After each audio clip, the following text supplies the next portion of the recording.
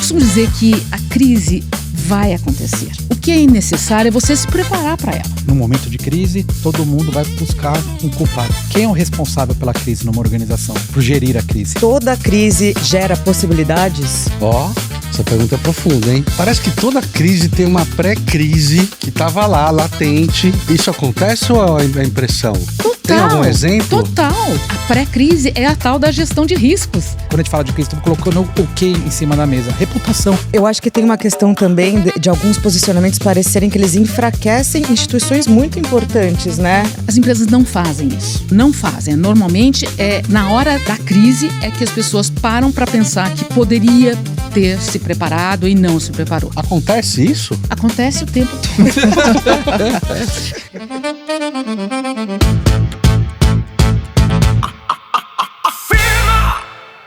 Olá, eu sou a Marcela Sperducci, comunicadora e consultora. Eu sou o Júlio Gomes, consultor e facilitador. Eu sou Alex Fornazari, consultor e executivo. Essa aqui é a Firma, uma plataforma de conversas, trocas, repertório sobre gestão, comportamento, mundo do trabalho, com nós 4 e mais nossos convidados e convidadas. E para você que segue a gente, não deixe de comentar, compartilhar e deixar o seu like. Bora pra pauta? Vamos lá! Essa pauta estava sendo aguardada ansiosamente por todo mundo. Essa aí vai no âmago das empresas, Gestão de crise e reputação corporativa. Porque no fim, todo mundo quer falar sobre confusão.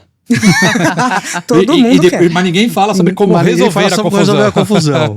Tá, a gestão de crise é geralmente vendida como um processo meio protocolar, às vezes, né? War room, porta-voz treinado, o release pronto na gaveta. Mas, muitas vezes, uma crise pontual revela apenas a ponta do iceberg sobre o caráter de uma empresa ou de uma marca. Será que o que vem à tona sob alta temperatura e pressão já estava lá muito antes do primeiro post que viralizou? Será que a crise só acendeu a luz? Será que revelou o que a cultura tolerava em silêncio? O problema é que a maioria das crises não tem terceiro ato. Tem, na verdade, um rastro longo, chato e muitas vezes mal sucedido. E história de fracasso, ninguém gosta de contar em cima do palco. Então hoje, vamos falar sobre quem errou, quem gerenciou mal e quem confundiu salvar a imagem com resolver o problema. Será que na hora do incêndio a empresa estava cuidando do fogo ou da fumaça? E para essa conversa quente sobre reputação corporativa, nossa convidada especial é a Elisa Prado. Bem-vinda! Muito bem-vinda, Elisa. Prazer tê-la conosco. Muito obrigada pelo convite. Reputação leva décadas para construir e um único dia ruim para ir para o chão. E a Elisa passou a carreira justamente nesse fio da navalha. Há mais de 30 anos na comunicação, ela é a pessoa que as grandes empresas chamam quando algo dá muito errado em público. Começou em 1984,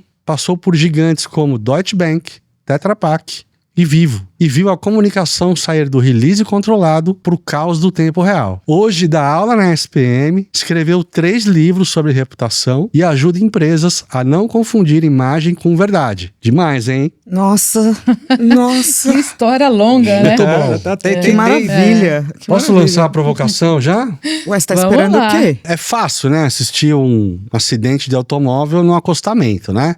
Porque a Americanas que foi vítima de uma fraude, a IP que tomou recall, a Havaianas que virou trincheira ideológica. Vazamento de dados de cliente. Todo mundo tem opinião sobre erro dos outros. Mas qual será a relação da crise de reputação com o caráter de uma empresa? Vai, Elisa.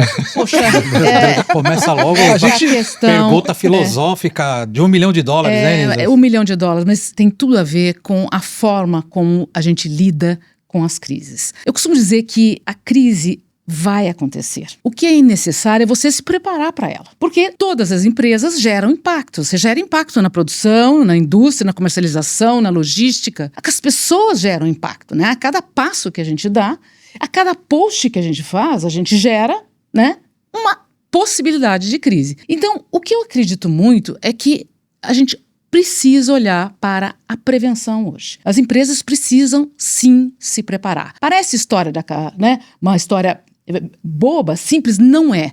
Porque como as empresas estão hoje, principalmente por causa das redes sociais, sofrendo impactos diários, né? Você vê na aviação, o tempo todo as pessoas estão, as empresas estão com pessoas filmando dentro dos voos, questões acontecendo ali, isso viraliza, o mundo começa a julgar. Então, ao mesmo tempo que você tem que se preparar sabendo aquilo pode acontecer. Então é uma gestão de riscos que precisa ser feita, porque aí você se prepara e quando acontece, você trabalha com a primeira narrativa. Apresenta os seus posicionamentos e eu falo muito sobre isso. Posicionamento com muita rapidez para controlar a narrativa. Controlar a narrativa é a palavra, né? A prevenção é tão importante quanto a gestão da crise em si, Elisa? Ela é vital, porque quando você prepara, você já sabe exatamente como agir. Né, quais são os posicionamentos que você pode ter. Porque você faz uma matriz de risco. E dentro da matriz de risco você vê quais são os pontos que vão realmente, os impactos que você causa e onde você pode gerar um problema, uma questão, onde pode ocorrer. E aí você prepara os seus porta-vozes, você prepara as narrativas, você se prepara para quando vier a coisa poder sair rapidamente. Porque parece simples, mas construir um posicionamento depois de 1 minuto que a crise acontece, não é simples. Porque você tem que alinhar com os advogados, você tem que alinhar com os conselheiros, você tem que alinhar, né, a empresa toda para você soltar um posicionamento. E quando você solta, não tem volta. Elisa, mas esse preparo que você diz também diz respeito a todos os níveis da empresa? Tem uma formação?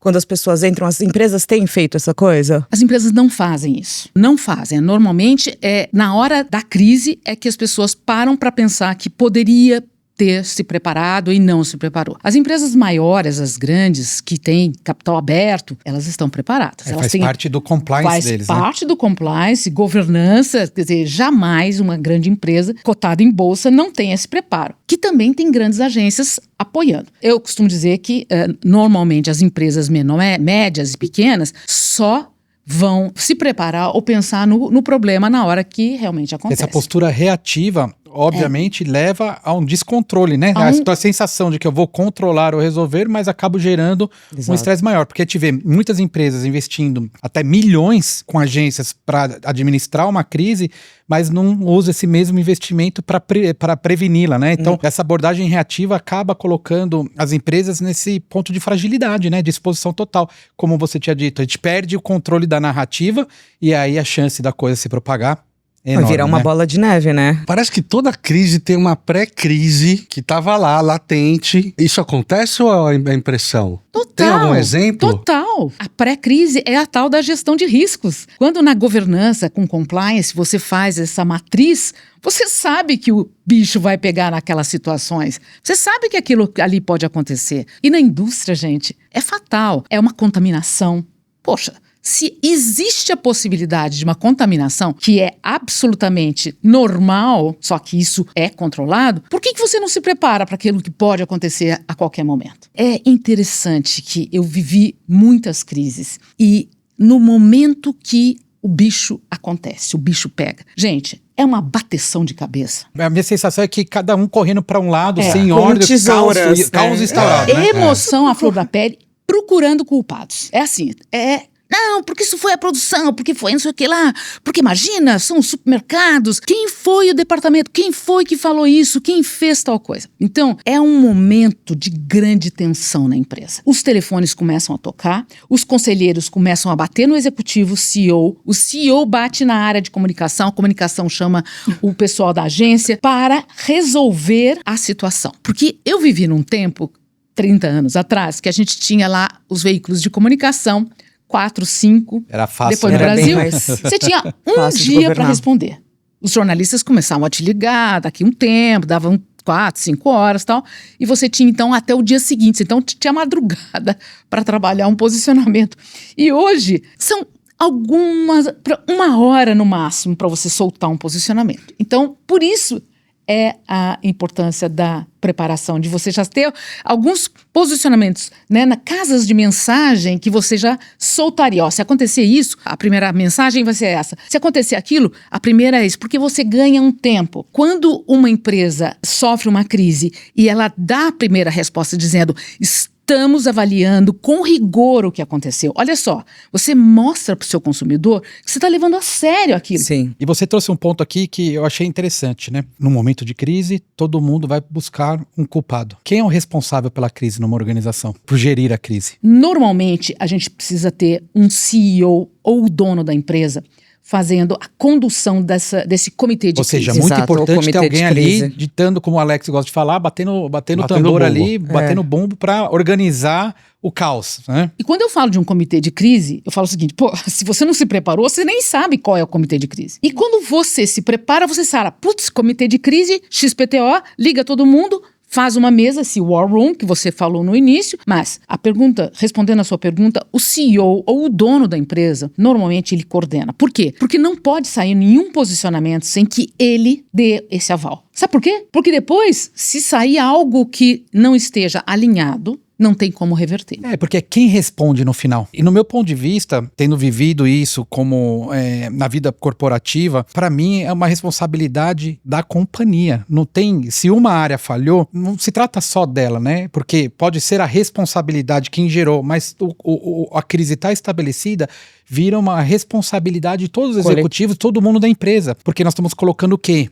Quando a gente fala de crise, estamos colocando o que em cima da mesa? Reputação. Então, eu acho que, no meu ponto de vista, o responsável são todos nós, dentro do mundo corporativo. E nós estamos preparados? Tem treinamentos? Vocês estão vivendo isso como parte do seu dia a dia? Ou vira só um check no ano ali de um curso de e-learning que você tem que fazer para o que fazer em momentos de crise? E algumas empresas, principalmente nas multinacionais, faz parte lá daquele manual de crise. E daquele treinamento mandatório, né? Elisa, mas e daí as fofocas, se vaza e as fofocas de corredor e a quantidade dos haters quando vai acontecendo alguma coisa? Qual uma experiência, como diz o Alex, sempre cabeluda, que você teve para ajudar quando a coisa foi se disseminando fora, não tinha uma gestão grande de não respondam os haters, como é que a gente vai fazer para segurar aquilo no mundo virtual, né? Que é um agravante o mundo virtual hoje em dia. Ele é muito complexo. O mais importante é que hoje você tem mecanismos, né, tecnologia, para te dar real time, o sentimento, a relevância daquelas pessoas que estão falando. Muito difícil você saber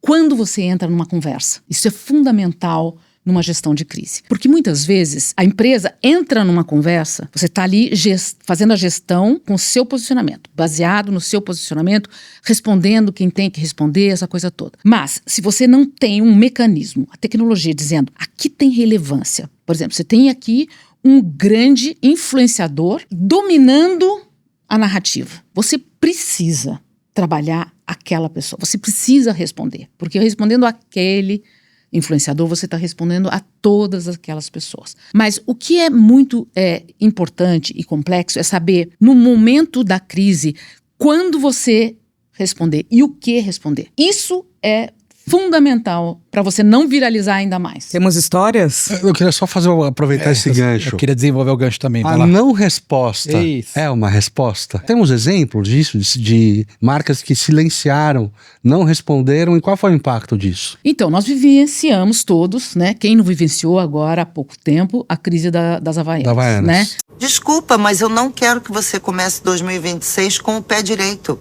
Não é nada contra a sorte, mas vamos combinar. Um filme, né, da Fernanda Torres, e que, de repente, numa propaganda, vamos colocar, né, o começo do ano com o em vez do pé direito com os dois pés, isso viralizou, a sociedade começou a julgar, polarizada, e eu não vi nenhuma resposta das Havaianas. Mas foi deliberada a não resposta? Eu não vi nenhuma resposta das Havaianas. Eu acredito que tenha sido muito estratégico.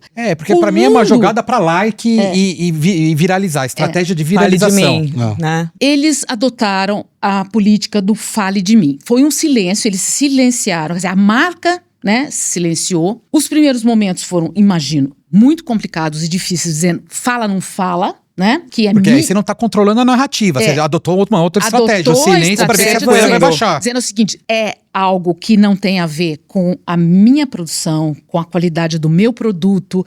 Eles estão falando de algo que não se refere ao meu produto. É algo que foi politizado, está fora do meu escopo. Ou seja, não vai impactar o equity da minha marca, não vou ter grandes impactos, mas talvez. Mas qual segurança a gente tem que não vai impactar o equity? Na Havaianas, né? O impacto foi zero. Zero? Pelo contrário. Funcionou, né? Pelo contrário. O que então aconteceu? O silêncio funcionou. Nesse caso. O silêncio funcionou. Então, quando você me fez essa pergunta, me veio esse caso à tona, porque foi uma estratégia. Eu, Elisa, acredito que foi uma estratégia positiva. Porque eles não entraram no burburinho da política e da polarização. Eles definiram, vamos deixar a sociedade julgar, falar, polarizar, só que não tem a ver com o escopo do meu produto, né? Meu produto tá lá, lindo nas lojas. As lojas ficaram lotadas nunca de se falou pessoas. tanto de Havaianas Nunca se na falou vida. tanto de Havaianas na vida. Sem gastar Exato. muito dinheiro depois, tirando a questão da propaganda, né? Exatamente. E as ações explodiram positivamente depois. Então, Elas caíram no período e Sim. depois... Depois subiram. mas é sempre assim. As redes sociais, então, também respondendo a você, nos primeiros dias, a pessoa que está cuidando, fazendo a gestão de crise, a empresa entra em parafuso e começa a dizer, como? Olha só que estão falando de nós nas redes sociais.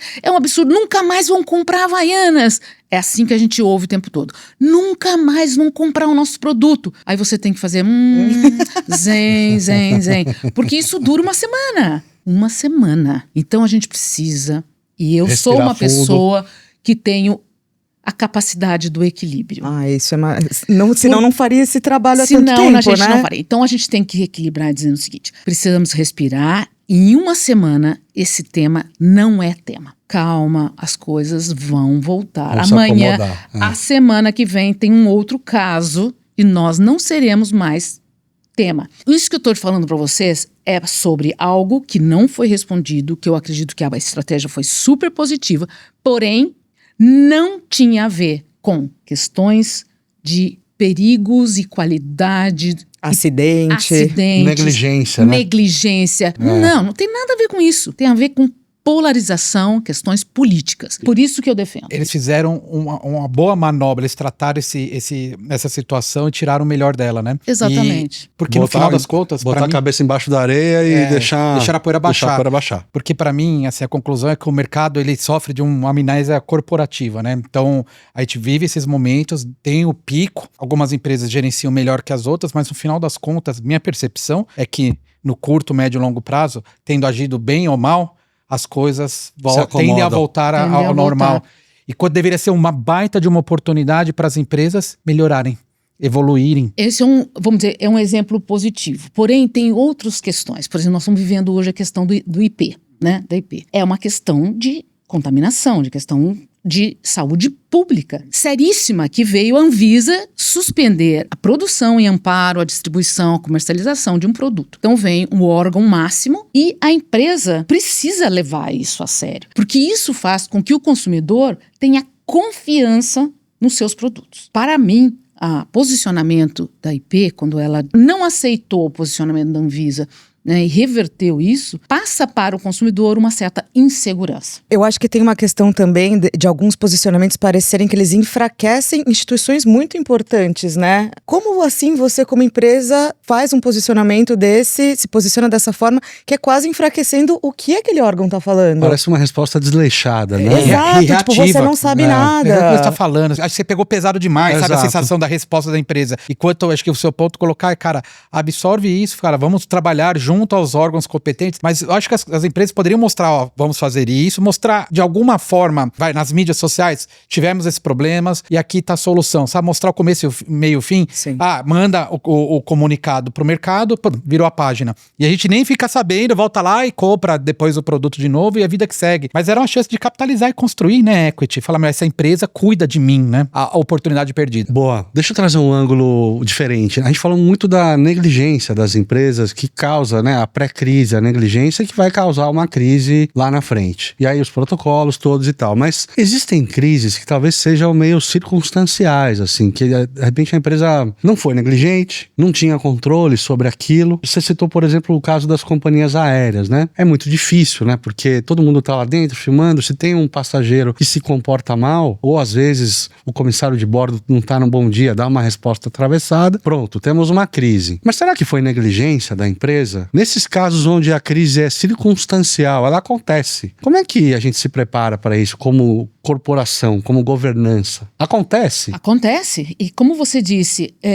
citando esse exemplo das companhias aéreas, elas sabem que isso acontece diariamente. Por quê? Porque você tem pessoas que entram com pânico de voar, pessoas que entram alcoolizadas.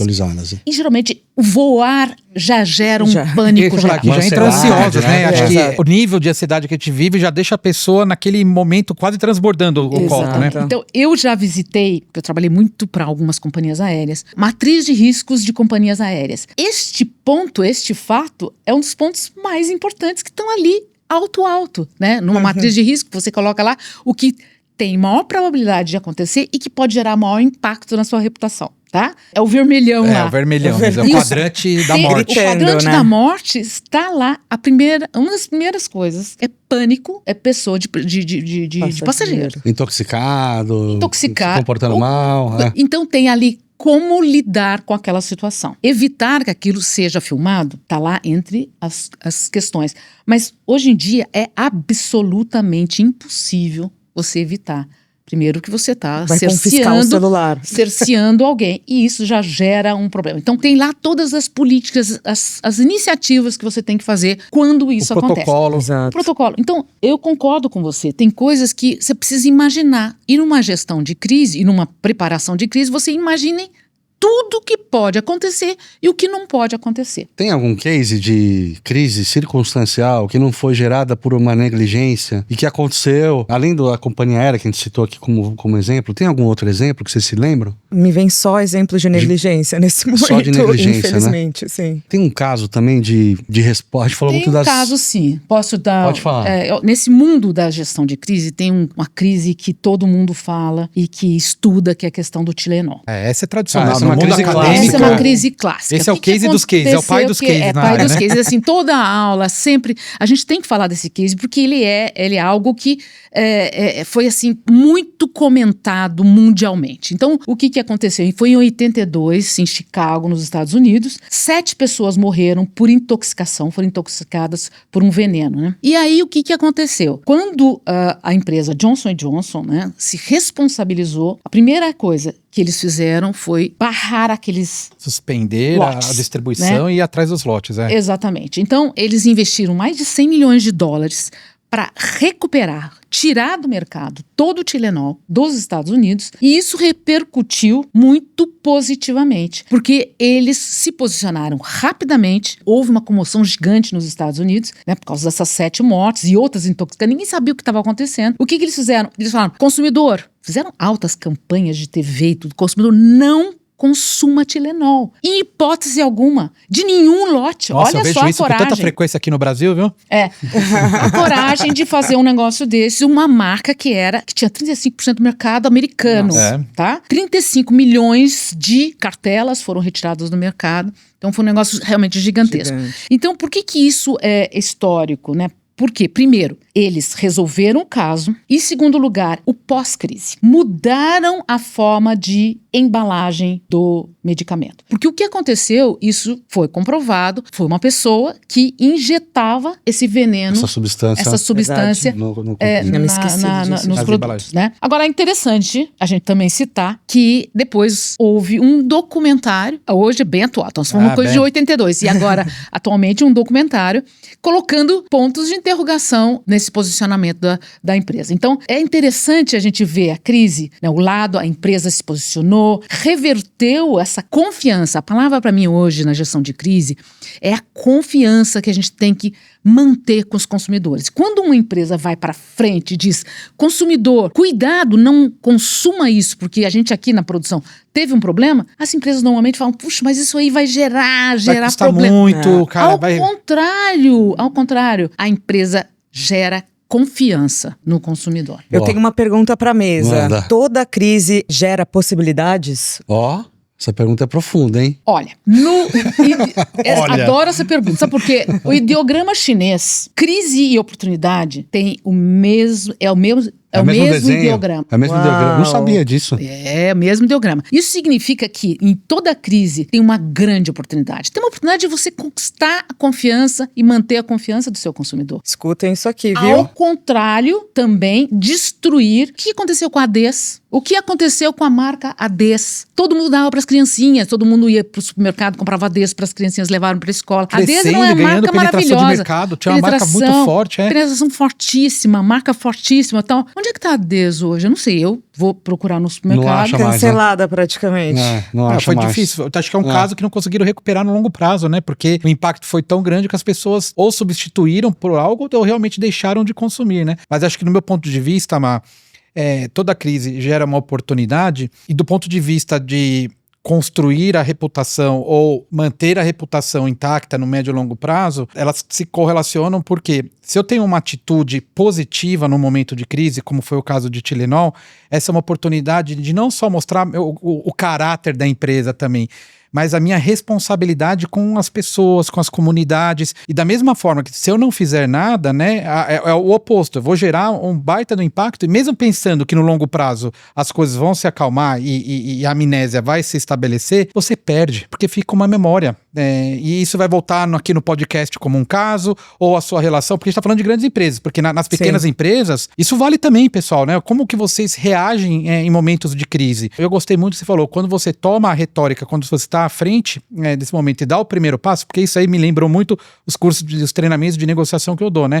Quando você se posiciona e abre a conversa, você está exercendo, vai controlar a narrativa, né? Então, para mim, sim, são momentos, são oportunidades críticas que realmente você pode se catapultar em cima delas se você tiver uma postura bem estruturada. E para mim, por isso que tratar esse assunto é parte da pauta estratégica das empresas. E médias empresas, porque nas minhas últimas experiências, eu assisti o comitê de crise ser construído, acho que porque eu entrei na empresa durante o Covid mesmo, então já começou com o comitê de crise. Do Covid? Eu e minha ex-chefe, durante, foi... Então você imagina, tinham fábricas no mundo todo, produção não parava, foi inclusive um momento em que aumentaram as vendas de etiqueta, porque tinha que colocar os espaços de distanciamento no chão, no metrô, quando começou a abrir e tudo mais, e papel para uma série de outras coisas. Só que eu reparava que tinha uma grande resistência, um CEO super alinhado, mas tinha uma grande resistência de outros C-levels, e demorou muito para conseguirem acharem um equilíbrio entre quantas pessoas internamente trabalhavam com crise e com reputação, e quanto precisava da ajuda externa. Você acha que tem uma fórmula, um bom equilíbrio para empresas médias, não hiperestruturadas contra as grandes? A questão de lidar com crises, ela está cada vez mais disseminada. Mesmo as pequenas, as médias, elas sabem, né, que existe a possibilidade de acontecer essa crise a qualquer momento.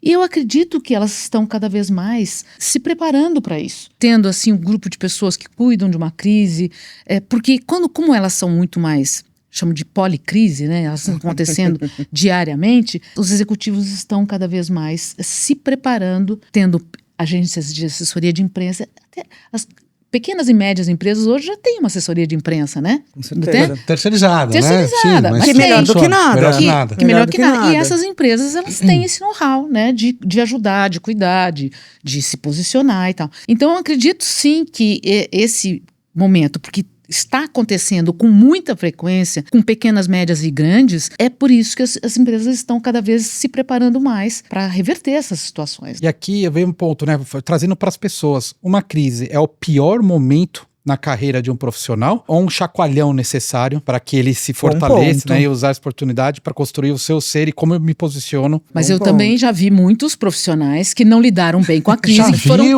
demitidos. Ou seja, o pior momento da carreira é a crise, né? E depois vem cancelado. Por exemplo, nós citamos aqui o Bradesco, que teve a questão do agro, né? Eles fizeram uma propaganda. Outro caso emblemático. O diretor da empresa foi demitido. Foi demitido? Foi demitido. Mas foi negligência dele. Olha, é muito difícil a gente julgar, dizer, né?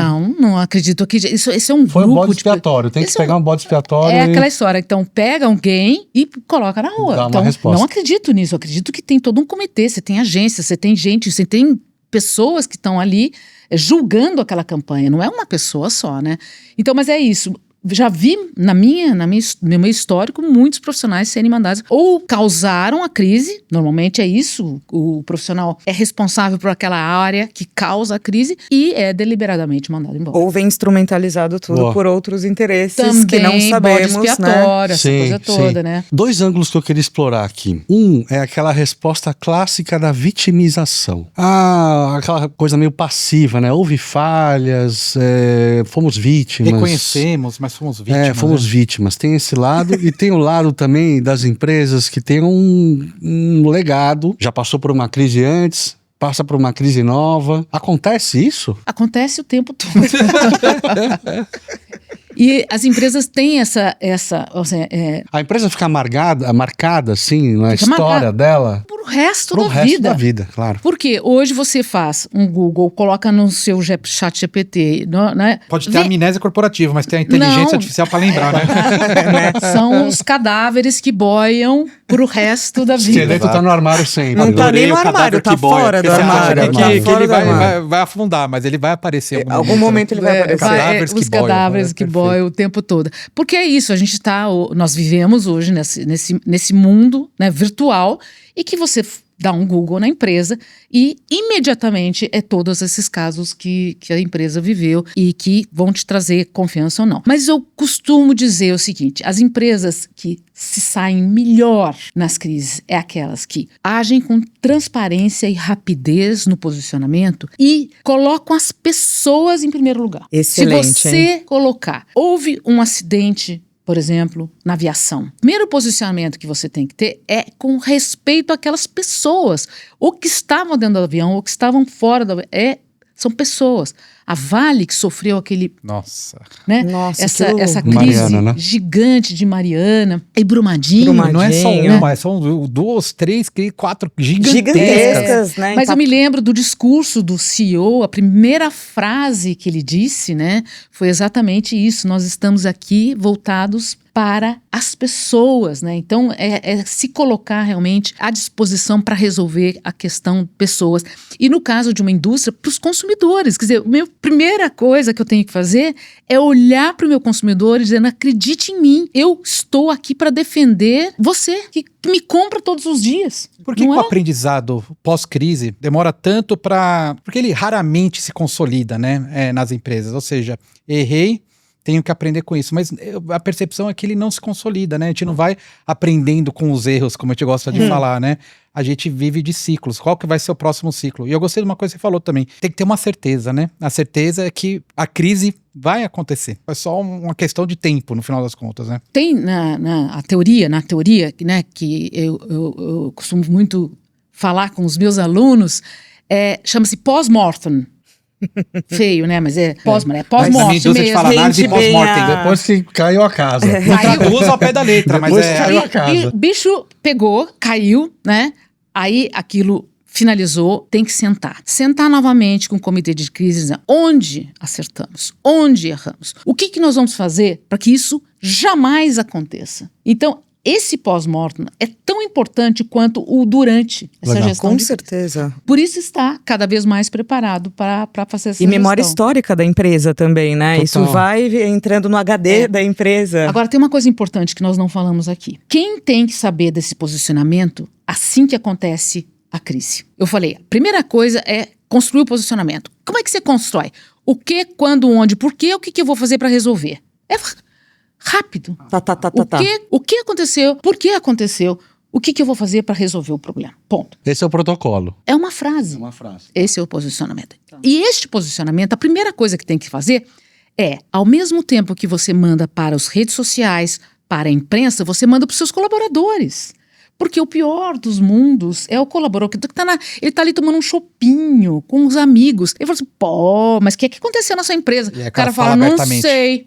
Ou então, Ou não sabe, ele né? vai querer defender a empresa nas redes sociais, só que ele não tem um posicionamento, ele não sabe o que a empresa está falando. Legal. Público importantíssimo é o público interno, que é aquele que vai defender você no momento de crise, E né? tem uma mensagem só, né? Único, o órgão máximo, que é o regulador, é as redes sociais, é o mercado de capitais, um posicionamento único. Aí as pessoas falam, poxa, mas Elisa, para a imprensa eu posso colocar um pouco mais de detalhe, para o colaborador eu posso colocar um pouco mais de detalhe, e assim por diante. Eu posso dosar essa embocadura, como eu costumo dizer. Porém, tem que ter um posicionamento único que a empresa vai colocar na rua. Quer dizer, tem uma coisa que é a gestão da crise em si, tem outra coisa que é a gestão da comunicação da crise, né? Tá correto o meu racional, Elisa? Sim, são Duas coisas. porque aqui você está fazendo com que a empresa tenha continuidade. A gestão da crise é para você dar...